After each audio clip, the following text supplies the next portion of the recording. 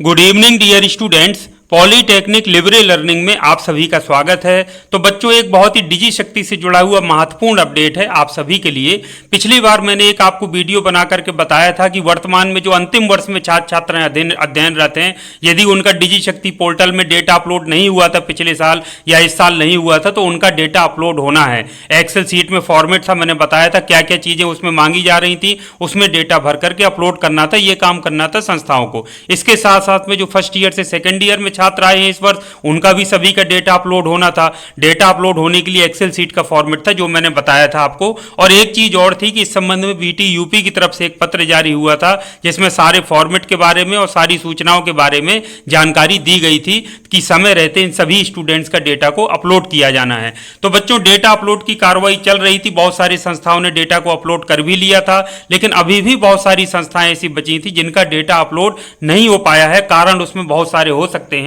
तो वर्तमान में यदि आप देखें तो डेटा जो अपलोड होने की स्थिति है वर्तमान में बंद कर दी गई है। जब हम अपलोड स्टूडेंट डिटेल में जाते हैं तो देखिए इस तरीके का मैसेज निकल के आ रहा है, feature to upload students data has been disabled for now.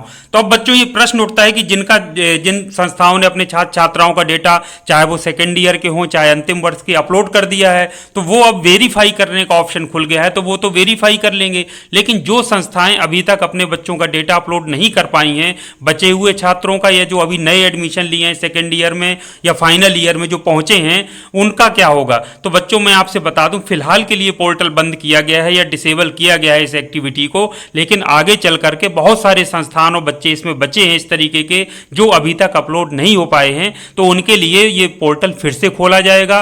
तो बच्चों, पोर्टल जैसे ही खोला जाए, तो मैंने आपसे पहले भी बताया था कि आप लोग अपना डेटा रेडी रखिए। संस्थाओं को अपने से संबंधित जीमेल, अपना जो मोबाइल नंबर है, एक्टिव मोबाइल नंबर और सारी सटीक और सही जानकारी उस विवरण के अनुसार जो फॉर्मेट है उसके अनुसार दे दीजिए, ताकि संस्थाएं समय से स्टूडेंट्स का डेटा बना करके पोर्टल के माध्यम से उसको डिजी शक्ति पोर्टल पर अपलोड कर सकें।